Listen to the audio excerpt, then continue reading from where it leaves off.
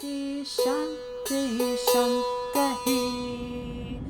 I'd like to invite you to call to your mind the face or the name of a guide that inspires you.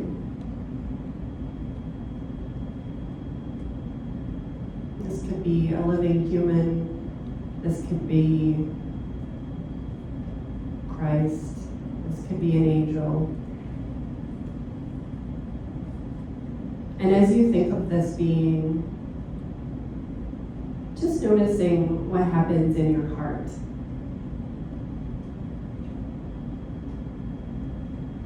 Is there relief, peace, joy? What's there?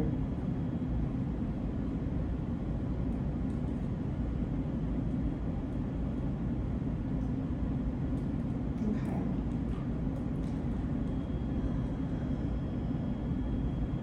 So when we connect with our inner self, we are simultaneously connecting with our guide or guides in this lifetime. And people call this prayer. We could also call it communion. We could call it hanging out. We could call it song, just as our friend has given to us this beautiful music.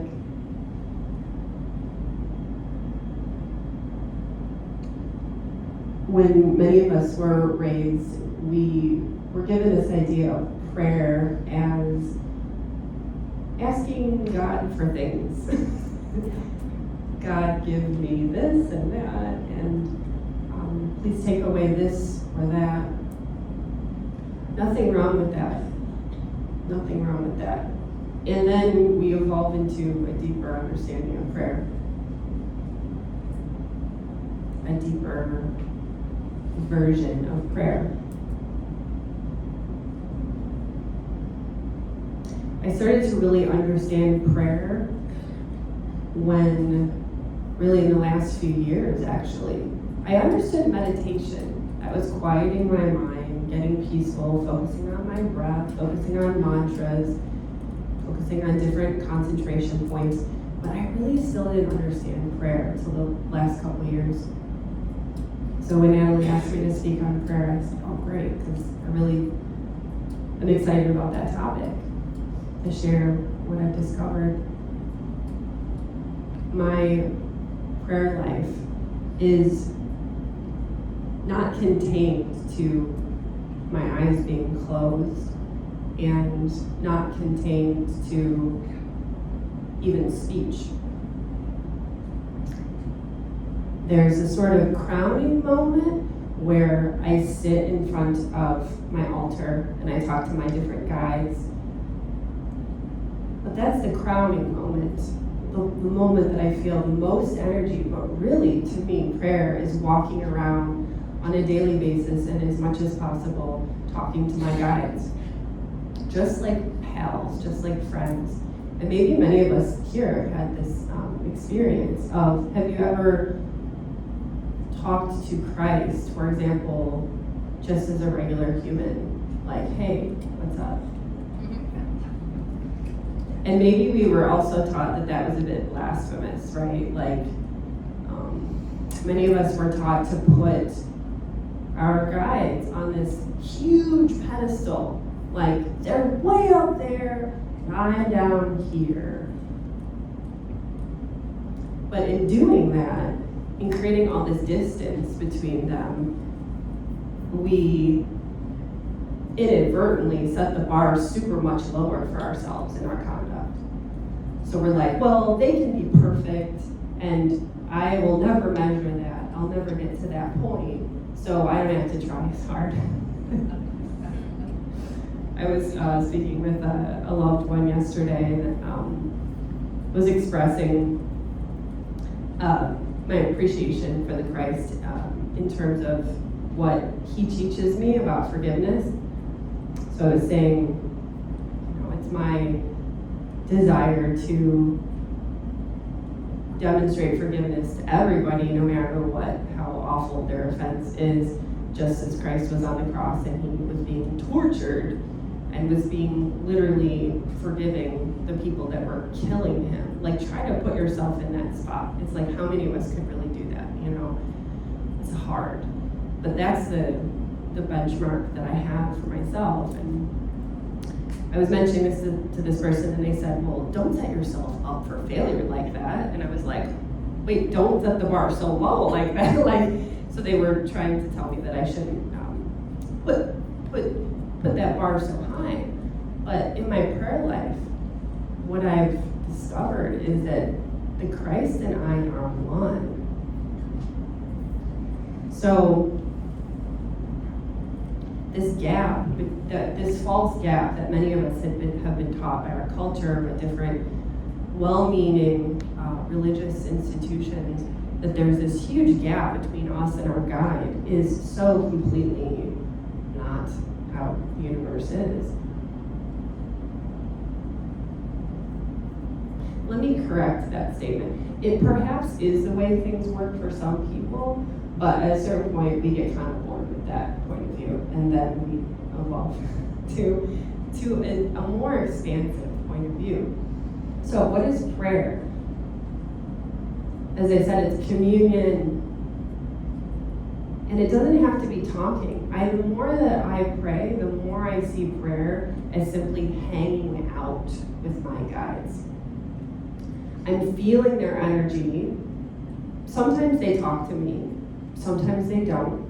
Sometimes it's just sitting down in a certain place and giving myself permission to feel their energy. It's giving myself permission to sing through me.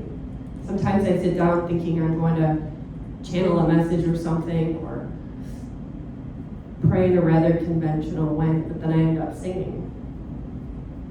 We're just smiling, we're looking at their picture.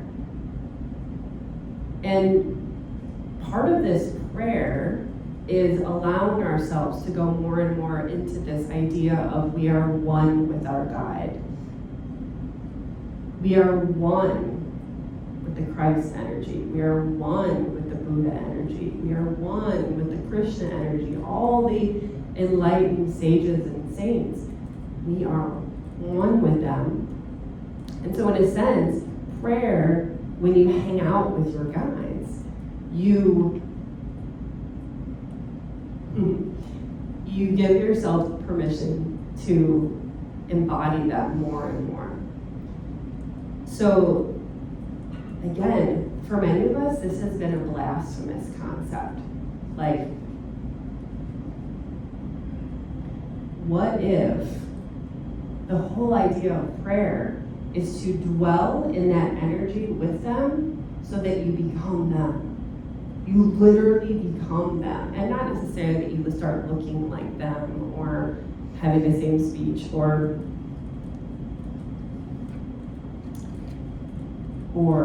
radically have the same exact thoughts as them. But what if it's this beautiful merging? Kind of like lovemaking. There's this this beautiful idea that a teacher told me years ago, and she said,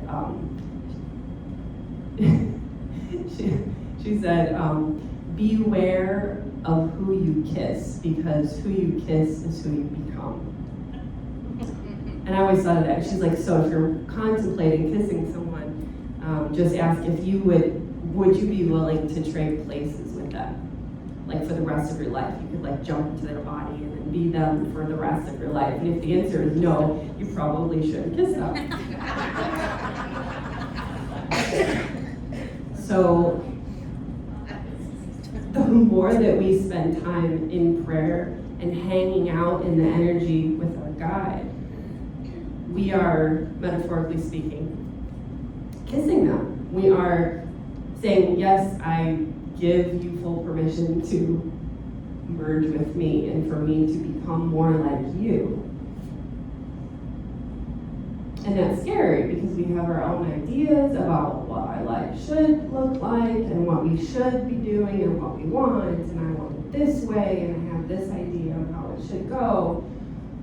And then as we pray and deepen our prayer life and really mingle with that energy of our guide and guides, we have to, it's required in order to keep going deeper and deeper, letting go of these like mind ego ideas of what I want, or at least how we think it should manifest.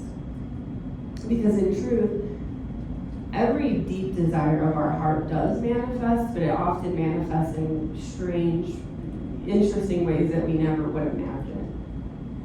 So it's not a matter of like trying to manifest this or that.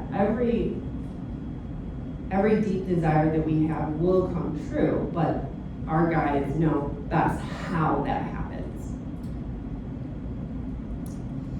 So we may have this idea of it looking a certain way, and then it comes completely differently.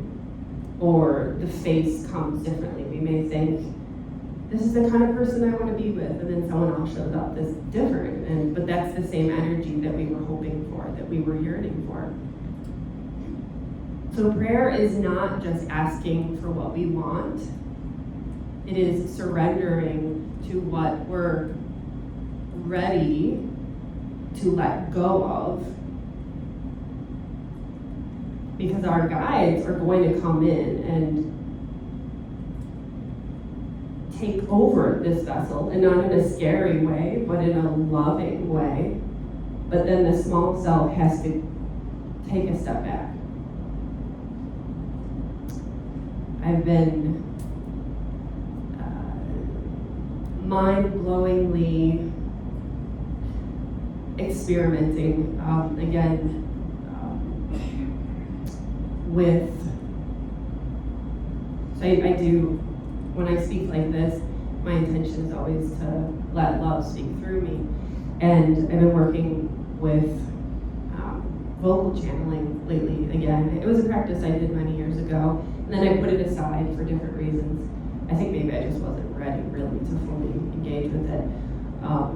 But I have this, we all may think I'm super kooky, and that's cool, but I work with this deceased Indian saint, and have been allowing myself to speak for him in these channeling sessions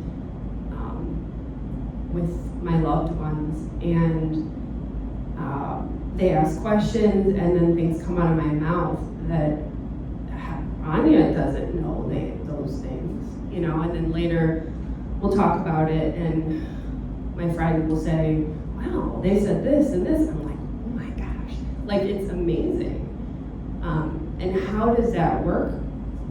Because the way that works is because I'm putting all this time through my prayer life, through hanging out with this being all the time. I'm inviting him into everything I do, every meal, every conversation, as much as possible, to remember that he is not only walking with me, but is me. He's another version of myself. And the more that we commune together, the more that he's able to work through me. And then Anya just steps back and says, okay. So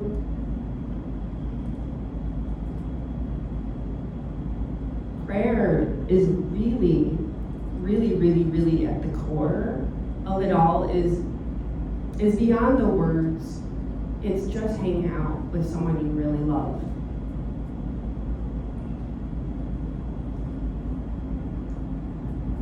And ideally, it's with a being that is of a greater wisdom than us, so that we can become that. So let's do this again. So let's close the eyes, and I invite you to imagine, call to mind your most inspirational being, the most embodiment of love.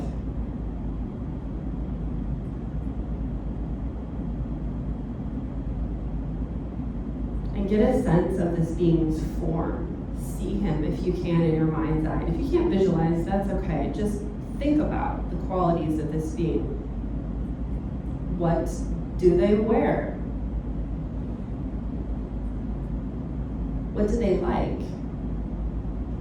Even the beings, the enlightened beings, all have quirks and unique personalities. They're human. They have their ways, their unique ways.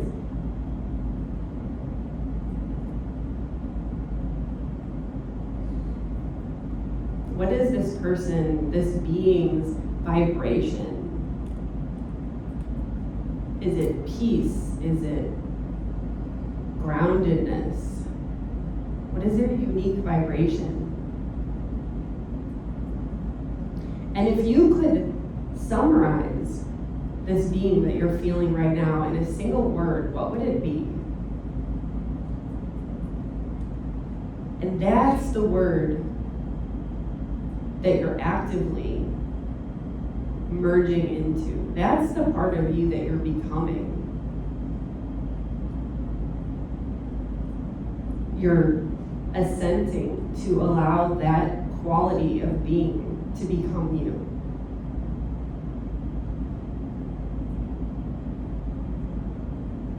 And in your mind and heart now, ask this being if they would be willing to become you.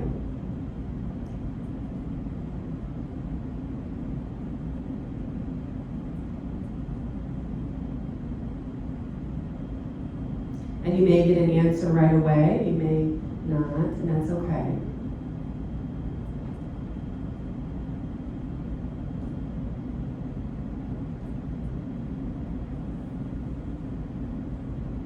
Just take a moment just to be here with your beautiful, beautiful guide.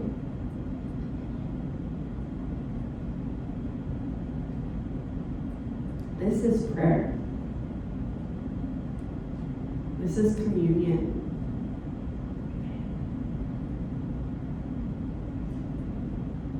And you can even imagine opening your heart and allowing that being to come inside of your heart.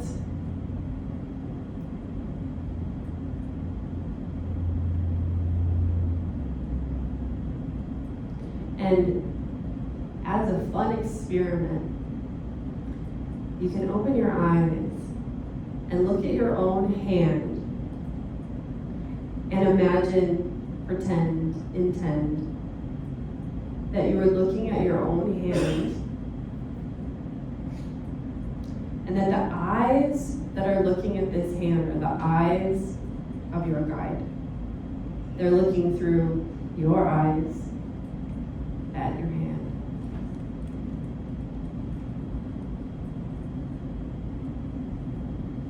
You are your guide.